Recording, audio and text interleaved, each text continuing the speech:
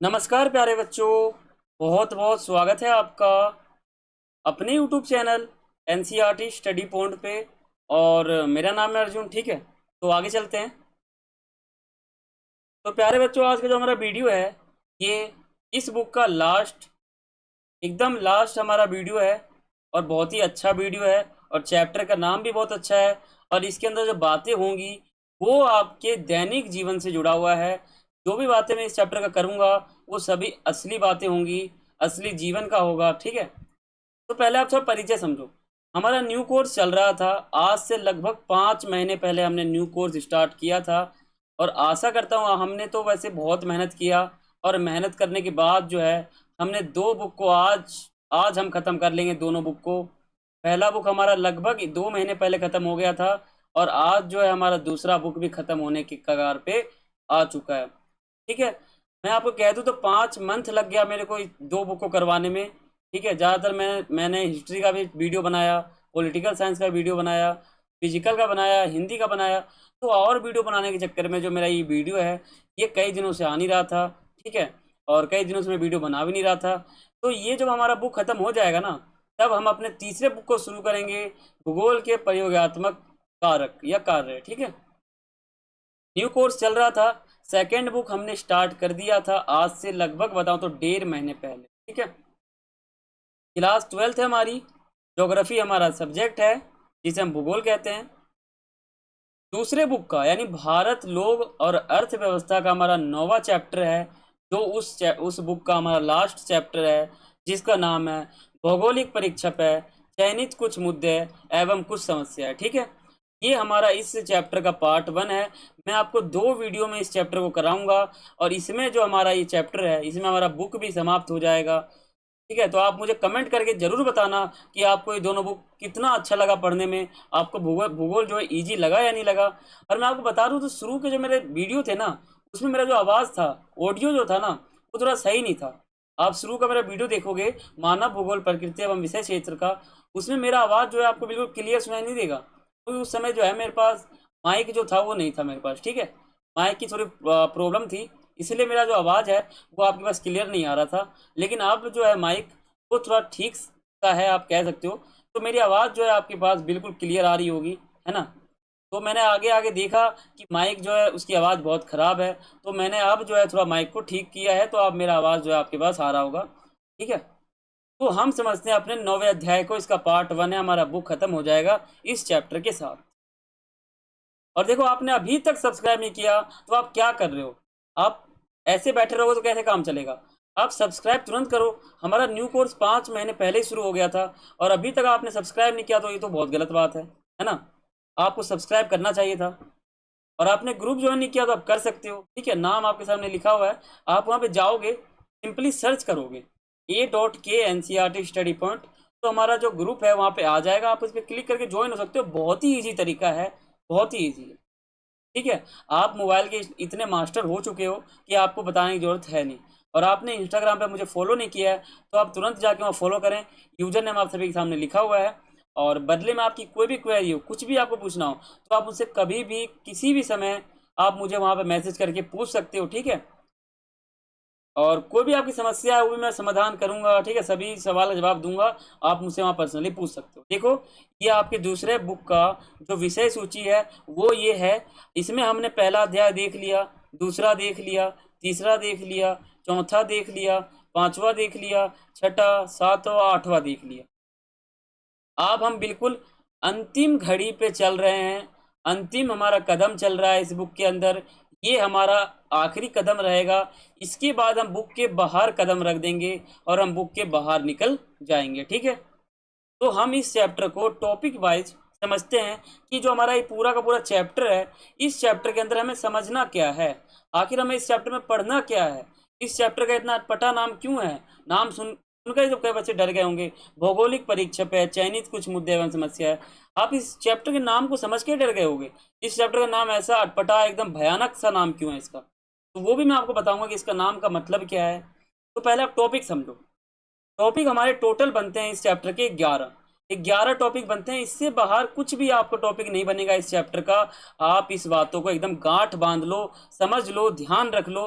11 topic के अलावा आपका कोई टॉपिक नहीं बनेगा इस बुक से अंदर, ठीक है, समझ गए। आप मेरे साथ एक काम कर सकते हो, आप एक बुक निकाल लो जो मैं आपको पढ़ा रहा हूँ, और एक नोटबुक निकालो और एक पेन निकाल लो। आप साथ के साथ आप नोट डाउन कर सकते हो, नोट्स बना सकते हो, हर चीज़ आप समझ सकते हो। इन सभी टॉपिक को मैं आपको 2 वीडियो में कवर कर दूंगा, और आप उन दोनों वीडियो को ध्यान से देखना और नोट्स बनाते हुए चलना। तो पहले मैं आपको थोड़ा बता देता हूँ कि इस चैप्टर में हमारे टोटल टॉपिक हैं कितने। पहला हमारा टॉपिक रहने वाला है कि पर्यावरण प्रदूषण का अर्थ क्या है। पर्यावरण प्रदूषण के प्रकार। देखो, हम पर्यावरण प्रदूषण तो फैलाएंगे, लेकिन प्रदूषण कई प्रकार से हम फैला सकते हैं, वो समझेंगे। जल प्रदूषण समझेंगे, और इनके स्रोत क्या हैं, यानी जल प्रदूषण हो रहा है ऐसा क्या कारण है बताओ। वायु प्रदूषण समझेंगे। ध्वनि प्रदूषण, ध्वनि प्रदूषण के स्रोत। नगरीय अपशिष्ट निपटान, ठीक है, निपटान। ग्रामीण शहरी प्रवास, गंदी बस्तियों की जो समस्या थी वो, और भू निम्नीकरण। आखिर में हम ये समझेंगे कि जो हमारा भारत है उसके अंदर जो भूमि है वो उसका निम्नीकरण, यानी उसका वो कम क्यों हो रहा है, भूमि घट क्यों रहा है, वो समझेंगे। ये इसमें जो है हम सिर्फ और सिर्फ 7 टॉपिक को लेकर चलेंगे। 7 टॉपिक जो हमारा है इस वीडियो में समझ लेते हैं पार्ट 1 में। 8वां 9वां 10वां 11वां हम अपने सेकंड वीडियो में समझ लेंगे। तो चलते हैं आगे और चैप्टर को बिल्कुल समझते हैं कि ये चैप्टर हमें क्या बताता है। देखो, आप ध्यान से चैप्टर का नाम पढ़ोगे ना, तो चैप्टर का नाम क्या है, भौगोलिक परीक्षा पे चयनित। भौगोलिक परीक्षा पे में, ठीक है, में चयनित कुछ मुद्दे एवं कुछ समस्या। इसका अगर अर्थ बता दूं तो पृथ्वी के अंदर जो भी मुद्दे हैं एवं जो समस्याएं हैं उनको हमको समझना है। अब कहोगे कि सर कैसे। अब देखो, ये जो आपका मैंने आपको एक लाइन में बता दिया, तो इसको अगर दूसरे लैंग्वेज में बताऊं, भौगोलिक का मतलब है भूगोल। भूगोल किसे कहते हैं, पृथ्वी का अध्ययन भूगोल कहलाता है, सीधा सा अर्थ है इसका, पृथ्वी का अध्ययन भूगोल कहलाता है। अब पृथ्वी में 2 लोग रहते हैं, एक तो हमारा पूरा प्रकृति हो गया, एक मनुष्य जीव जंतु हो गया, ठीक है, 2 ही तो हुए हमारे, और कुछ है, और कुछ नहीं है पृथ्वी के अंदर। तो जब हम पृथ्वी का अध्ययन करते हैं उसको हम भूगोल कहते हैं। तो भौगोलिक परीक्षप है, यानी भूगोल पृथ्वी के अंदर, पृथ्वी के सतह पर, पृथ्वी के पूरे अंदर कुछ कुछ चयनित जो है ना, कुछ मुद्दे हैं, कुछ चयनित मुद्दे हैं, और एक कुछ कुछ समस्याएं हैं, उनको ही समझने वाले हैं। समझ गए इसका अर्थ। एक बार और बताता हूँ। भूगोल का अर्थ होता है पर्यावरण या फिर हमारा पृथ्वी। पृथ्वी के अंदर, पृथ्वी के अंदर जो है ना कुछ चयनित मुद्दे हैं, कुछ चयनित मुद्दे हैं, कुछ ऐसे टॉपिक हैं, जो है कुछ ऐसे मैटर हैं, ठीक है, और कुछ समस्याएं हैं। जैसे मान लो यहाँ पे गंदगी है, देख लो, जल जो है प्रकृति से जुड़ा हुआ है, हमने तो नहीं बनाया जल, मनुष्य ने जल का निर्माण किया है, तो आपको बिल्कुल नहीं किया है, ये तो हमारा प्रकृति से मिला हुआ है। क्या जमीन हमने बनाया, नहीं बनाया। आसमान हमने बनाया, नहीं बनाया। पेड़ क्या हमने उगाया, तो आप कह सकते हो हाँ उगाया तो हमने है, लेकिन क्या हमने अपने हाथों से उगाया है, मतलब हम तो लगाते हैं पेड़ को, लेकिन उगता कैसे है, तो प्रकृति के ऊपर निर्भर करता है, इसलिए पेड़ उड़ता है या फिर उगता है, ठीक है, जमीन से ऊपर ही तो उड़ता है वो उगता हो जाता है, ठीक है। अब मान लो ये धरती है, इसके ऊपर हमने बिल्डिंग बना दी, अब बिल्डिंग टूट गया, तो ये भी एक समस्या है। ये किसके अंदर समस्या है आपको, पृथ्वी के अंदर। पृथ्वी को हम क्या कहते हैं, भूगोल, क्योंकि पृथ्वी का अध्ययन ही तो भूगोल कहलाता है। भूगोल के अंदर कुछ परीक्षप है, यानी उसके अंदर कुछ चयनित मुद्दे हैं एवं कुछ समस्याएं हैं, इन्हीं को समझने वाले हैं, यही इस चैप्टर का अर्थ है। तो अब आपको समझ में आ चुका होगा कि ये जो हमारा चैप्टर है भौगोलिक परीक्षप है चयनित कुछ मुद्दे एवं समस्याएं, इसमें हम भूगोल के अंदर, भूगोल है पृथ्वी, पृथ्वी का अध्ययन भूगोल है। तो जो हमारा पृथ्वी है इसके अंदर जो भी चीज़ है ना, क्या इसके अंदर कुछ मुद्दे हैं, तो आपको हाँ बिल्कुल मुद्दे हैं। कुछ समस्याएं हैं, तो आपको हाँ बिल्कुल समस्या है। तो इन्हीं को तुम समझने वाले हैं। इन्हीं को समझने के लिए जो है भूगोलविद जो है, जो भूगोल वेता है या फिर जो भूगोल के चैप्टर बनाते हैं, जो मतलब समझ सकते हो आप, जो ऐसे व्यक्ति हैं, उन्होंने सोच समझकर इस चैप्टर का नाम रखा है, क्योंकि इसके अंदर उन्होंने टॉपिक ही ऐसा रखा है जो प्रकृति से जुड़ा हुआ है, इसलिए इसका नाम रखा है भौगोलिक परीक्षा पे चयनित कुछ मुद्दे एवं समस्याएं। 7-8 मिनट का वीडियो हो गया होगा, मैंने आपको सिर्फ परिचय दिया है, चैप्टर अभी भी शुरू नहीं हुआ है, अभी सिर्फ परिचय बता रहा हूँ आपको। देखो, पर्यावरण का अर्थ, अब आप 6ठी 5वीं 4थी क्लास में भी आपने समझ लिया था कि पर्यावरण का अर्थ क्या होता है। पर्यावरण को हम फ्रेंच भाषा में क्या कहते हैं, आपको पता है, फ्रेंच भाषा में इसको एनवायरन कहते हैं। क्या कहते हैं, एनवायरन। और एनवायरन को हम हिंदी में कहते हैं आसपास। याद होगा आपको, जब आप 5वीं क्लास में थे तो आपके पास भूगोल का बुक तो था, पृथ्वी का अध्ययन तो आपने वहां पे भी किया, लेकिन वहाँ पे उस बुक का नाम था आसपास। क्या नाम था? 5वीं क्लास में बुक का नाम रहता है आसपास। तो जो पर्यावरण है इसको हम फ्रेंच भाषा में एनवायरन कहते हैं, एनवायरन को हिंदी में कहते हैं आसपास। ये तो हमारा फ्रेंच भाषा है आसपास। आसपास जो शब्द है ना, ये कोई हिंदी का शब्द नहीं है। आसपास एक फ्रेंच भाषा का शब्द है एनवायरन, जिसका अर्थ होता है आसपास। ठीक है, अब हम बात करते हैं हिंदी।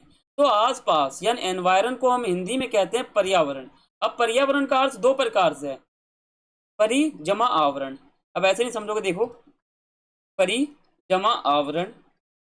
परि मतलब चारों ओर, और आवरण मतलब घेरा। यानी चारों ओर से जो भी हमें घेर रखे कौन है? तो आप देखो, यहाँ पे पेड़ है, ये हमको घेर रखा है। ये देखो ऊपर वायु है, वो हमको घेर रखा है। वायुमंडल घेर रखा है, गैस है, ठीक है, जीव जंतु हैं। इन चारों जगह से इन्होंने हमको घेर रखा है।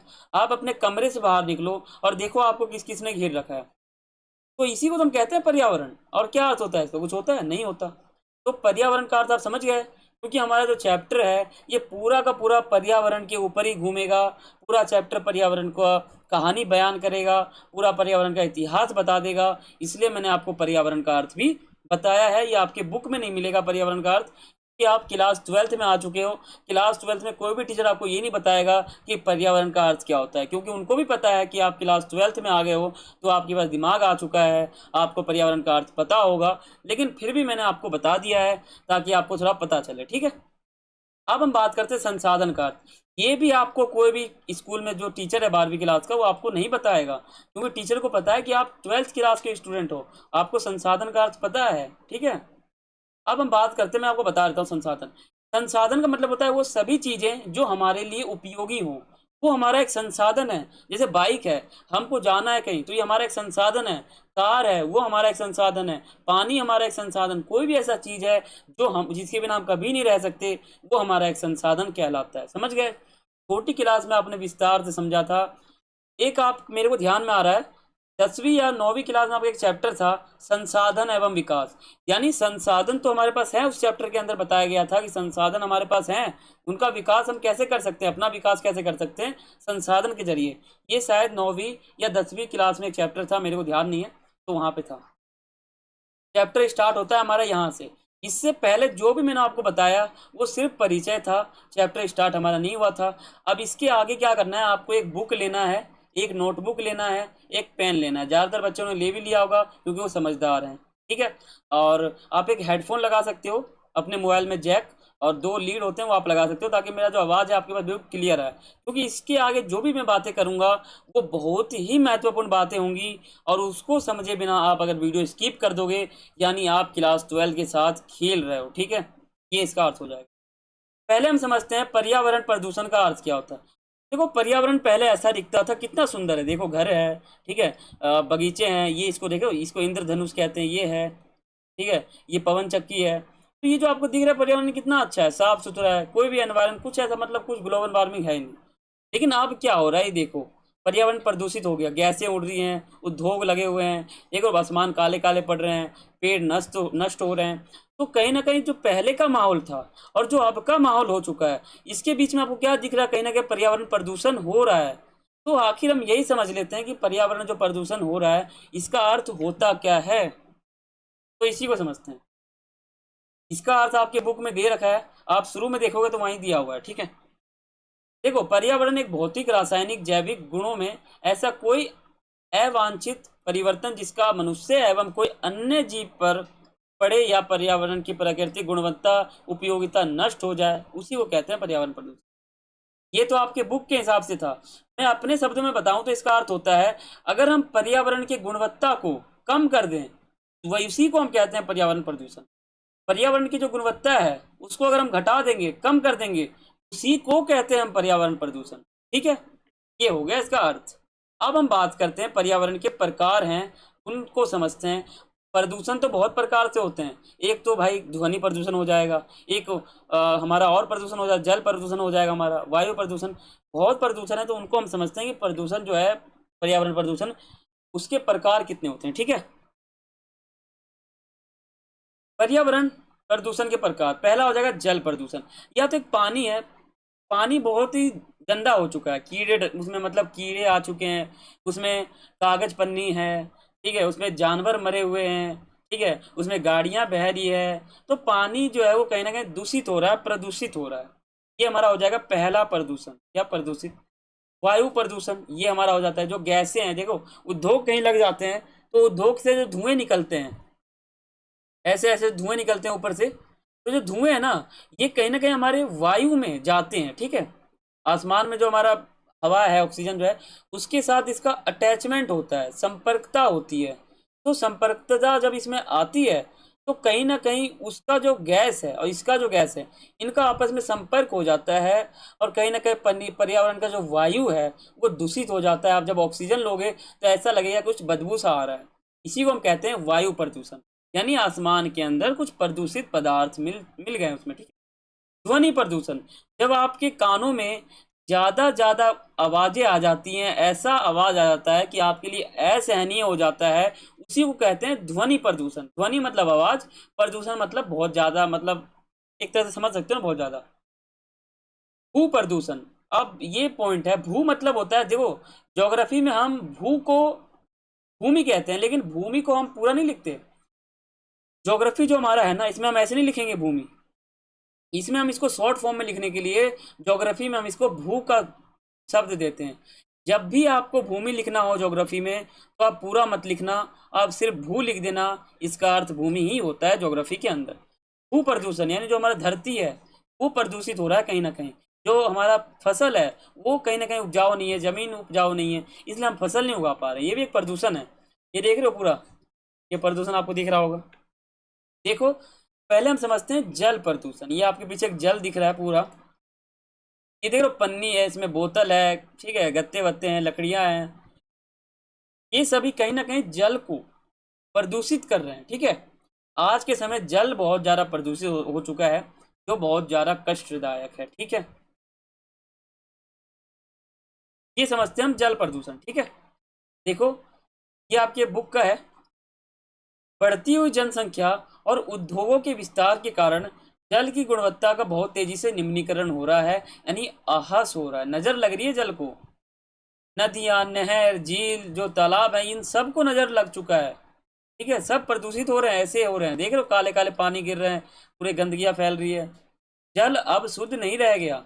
अब जल पियोगे तो जल ज्यादा शुद्ध नहीं है, इसमें धीरे धीरे प्रदूषित जो कण हैं वो समाहित होते जा रहे हैं। जब जल में इन पदार्थों की मात्रा बढ़ जाती है तो जल प्रदूषित हो जाता है। एक गिलास जल है, अगर उसमें आपने एक कंकड़ गिरा दिया, एक कचड़ा गिरा दिया, एक मिट्टी गिरा दिया, तो वो थोड़ा बहुत प्रदूषित हो गया। लेकिन जैसे जैसे आप गिलास के अंदर मिट्टियां गिराते रहोगे तो वो कहीं ना कहीं ज्यादा दूषित हो जाएगा। इसका मतलब यही है कि जो कण है वो समाहित होते जा रहे हैं, और जब इसमें कण जो है, जो गंदे पदार्थ पानी के अंदर जा रहे हैं, अगर उसकी मात्रा बढ़ जाती है ना, इसी को हम कहते हैं कि जल प्रदूषित हो चुका है, उसको मत पियो। और यह उपयोग जो उपयोगी योग्य नहीं रह जाता, उसको आप पी भी नहीं सकते। अब देखो जल तो हो जाएगा, जल जो है उसकी मतलब जल जो है ना, वो तो हमने समझ लिया।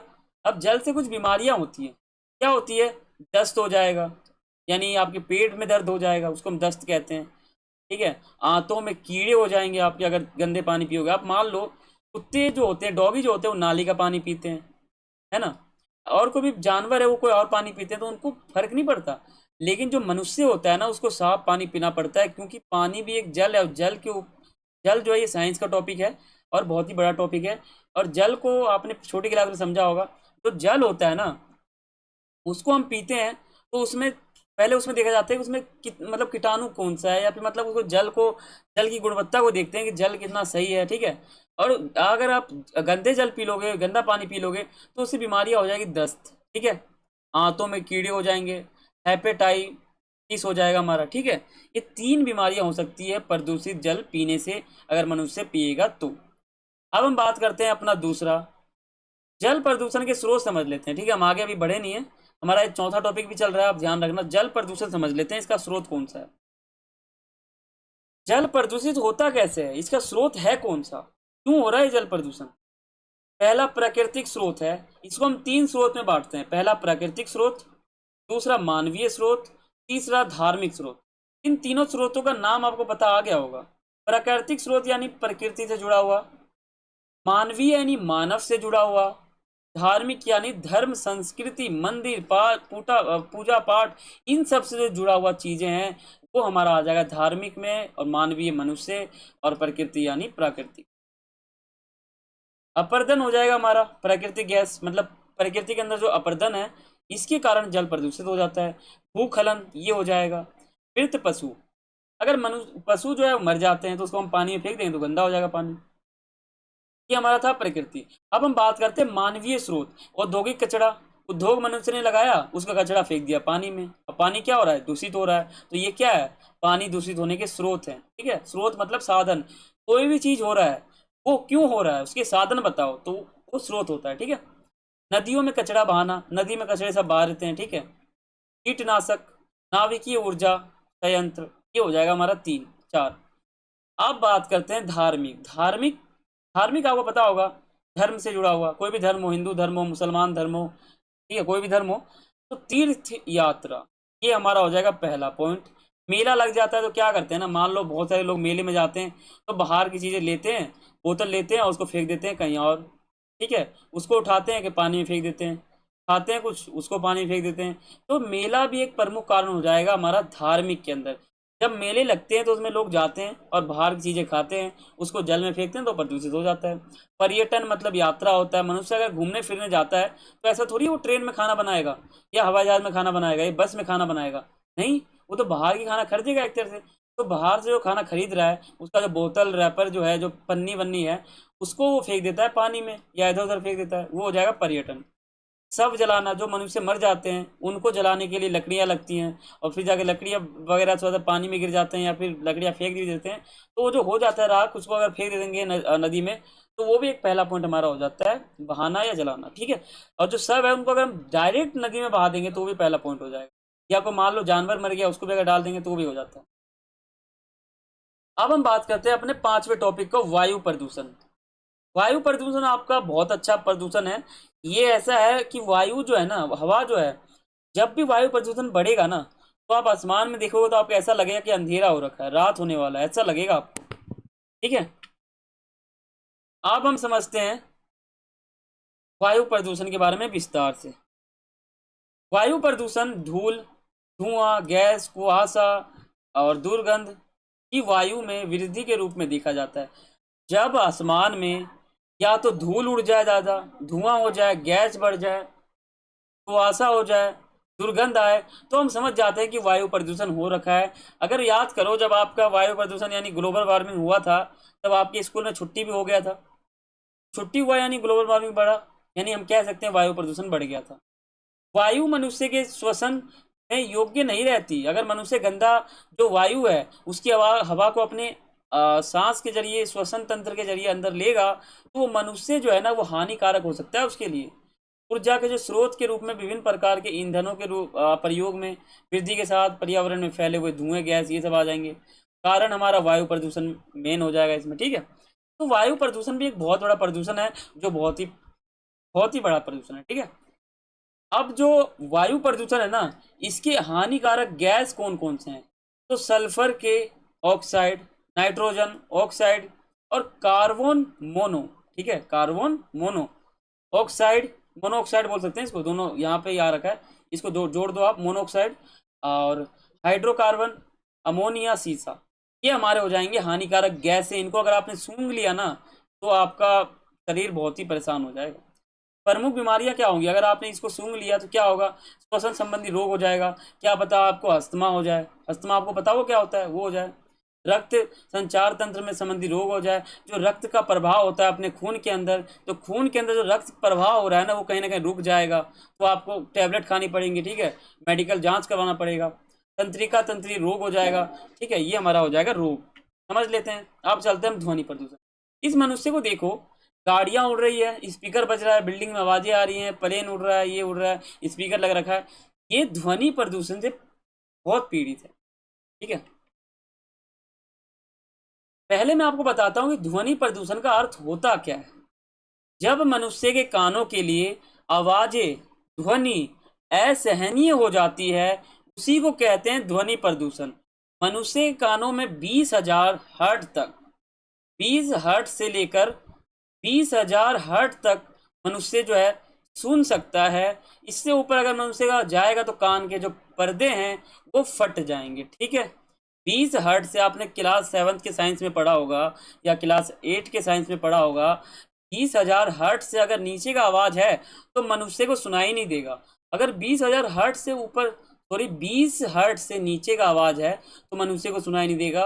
अगर 20,000 हर्ट्ज से ऊपर का आवाज है तो मनुष्य का जो कान का पर्दा है वो फट जाएगा, ठीक है। तो ध्वनि प्रदूषण हम इसी को कहते हैं, जब 1500 हर्ट्ज से ऊपर आवाज हो जाता है ना तो मनुष्य के लिए वो असहनीय हो जाता है, ठीक है। उसको समझते हैं। ध्वनि प्रदूषण नाम से पता चल जाता है, विभिन्न स्रोतों से उत्पन्न ध्वनि मानव के लिए सहनीय सीमा से अधिक असहज होना ही ध्वनि प्रदूषण कहला देता है, ठीक है। आजकल के समय में यह एक बहुत बड़ी समस्या बनकर उभरी है। आजकल आप देख रहे होगे डीजे बज रही है, ठीक है, गाड़ियां में कुछ बज रहा है, ठीक है। ऐसे कुछ कुछ आवाजें हैं जो मनुष्य को कहीं ना कहीं परेशान कर रहे हैं, है ना। तो ये है ध्वनि प्रदूषण। अब हम अपने अगले टॉपिक को समझते हैं। अगला टॉपिक हमारा 7वां है ध्वनि प्रदूषण के स्रोत। आखिर ध्वनि प्रदूषण हम कर कैसे कर सकते हैं। अगर एक मनुष्य अगर चिल्लाएगा बहुत तेजी से फिर भी मनुष्य का कान का पर्दा नहीं फटेगा, क्योंकि एक मनुष्य जितना नहीं चिल्ला सकता, वो सुन तो 20,000 हद तक सुन सकता है, ठीक है, उससे ऊपर नहीं जा सकता। लेकिन मनुष्य क्या है ना, 20,000 हर्ट्ज तक सुन तो सकता है, एक जीरो और आएगा तो 20,000 हर्ट्ज तक सुन सकता है। लेकिन जब मनुष्य बोलता है ना तो उसकी आवाज़ जो है वो 20,000 हर्ट्ज से ऊपर की नहीं होती। मान लो मैं चिल्लाऊं और आपके कान के पर्दे फट जाएं, ऐसा हो नहीं सकता, क्योंकि मेरा जो आवाज़ है ना वो 20,000 हर्ट्ज से नीचे के नीचे आ जाता है, ठीक है। इसलिए जब मनुष्य चिल्लाएगा तो वो आवाज़ कहीं ना कहीं, कोई ऐसा नहीं है कि वो असर करेगा।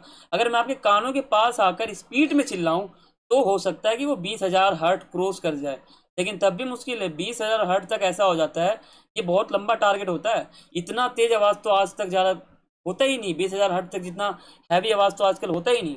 लेकिन कुछ ऐसे स्रोत है ना जिनसे 20,000 हर्ट तक आवाज़ हो सकता है, ठीक है, उनको समझते हैं।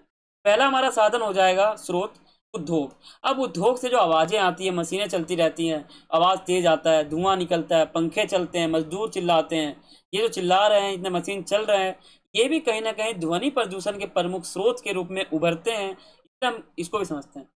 मशीनीकृत, आजकल हर चीज़ को करने के लिए मशीन आ चुके हैं। कपड़े धोने के लिए मशीन है, रोटी बनाने के लिए मशीन है, खाना खाने के लिए मशीन भी आ चुके हैं, और बहुत चीज़ मशीन आ चुके हैं आजकल। तो कहीं ना कहीं जो मशीन की आवाज़ है, मान लो होम थिएटर है या डीजे है, ये तो प्रमुख हो जाते हैं। लेकिन जो उद्योग के अंदर जो मशीन लगते हैं वो भी हमारा प्रमुख कारण हो जाता है यहाँ का। स्रोत का मतलब होता है कारण, ध्वनि प्रदूषण के कारण या ध्वनि प्रदूषण के स्रोत, बात बराबर है। तोड़ फोड़, मान लो एक बिल्डिंग है, एक कमरा है, उसके अंदर इतना तोड़ फोड़ हो रहा है, लोहे गिर रहे हैं, दरवाजे टूट रहे हैं, ये गिर रहा है, वो टूट रहा है, वो टूट रहा है, तो कहीं ना कहीं ध्वनि प्रदूषण की मात्रा अधिक हो चुकी है, इसलिए हमारा हो जाता है। मोटर वाहन, बुलेट मान सकते हो, जो बुलेट होता है उसमें जो आप स्पीड चलाओ उसमें एक पटाखे जैसा स्पीड में फूटता है, तो वो जो फुट रहा है ना वो भी कहीं ना कहीं हमारा मोटर वाहन के अंदर आ जाता है, और वो भी हमारा प्रमुख कारण हो जाता है ध्वनि प्रदूषण का, ठीक है। या मान लो ट्रक है, ट्रैक्टर है, उनकी जो आवाज़ें होती हैं तेज होती है। ट्रेन है, ट्रेन भी मान सकते हो आप, ठीक है। लाउड स्पीकर, डीजे मान सकते हो आप। वस्तु, कोई वस्तु है ऐसा चीज़ जिसको आप बजाओगे स्पीड में तो भी हो सकता है, ठीक है। और बहुत लोग चिल्लाते हैं, मान लो एक व्यक्ति, अगर मान लो मैं चिल्लाऊँ आपके सामने तो आपको ध्वनि प्रदूषण जैसा लगेगा नहीं, यानी आपका जो मेरा जो आवाज़ है वो 20,000 हर्ट के नीचे ही रहेगा, इससे ऊपर नहीं जा सकता, ठीक है। लेकिन मेरे जैसे 50 आदमी आपके कानों के पास आके चिल्लाएं तो क्या पता वो 20,000 क्रॉस कर जाए, है ना, आपके कान के पर्दे फट जाए और ये हमारा ध्वनि प्रदूषण के अंदर आ जाए। कुकर, अगर कुकर की जो सीटी बजती है ना वो सीटी ऐसा रहता है एकदम सिन सा आवाज़ आता है, ठीक है, कुकर की आवाज़। अगर कुकर फट जाए तो भी बहुत तगड़ा ध्वनि प्रदूषण होता है। ये हमारे स्रोत हैं, आजकल ये सभी स्रोत एक्टिव हैं। आजकल मान लो कहीं कुकर फट रहा है, शोर हो रहा है, वस्तु है, लाउड स्पीकर बज रहे हैं, मोटर वाहन चल रहे हैं, ये सभी हर रोज होते हैं, ठीक है। ये हमारा आजकल का आधुनिक कारण है ध्वनि प्रदूषण का, ठीक है। यहाँ जो हमारा ये पार्ट 1 था ये हमारा समाप्त हो गया। आशा करता हूँ आपको समझ में आ चुका होगा, ठीक है। ये वीडियो आपको कैसा लगा मुझे आप बताना कमेंट करके, और एक लाइक जरूर बनता है। और बाकी आपने सब्सक्राइब नहीं करा आप कर सकते हो, बेल आइकन पर जरूर क्लिक करें और वीडियो शेयर करें, और कुछ भी आपको पूछना हो तो आप कमेंट कर सकते हो। और ये वीडियो कैसा लगा आप मुझे कमेंट करके ज़रूर बताना, ठीक है। मिलते हैं अगले वीडियो में, यानी अपने अगले पार्ट में। उसमें हमारा जो दोनों बुक है वो समाप्त हो जाएगा। तो आशा करता हूँ आपको समझ में आ गया होगा। तो फिर सभी को थैंक्स फॉर वॉचिंग।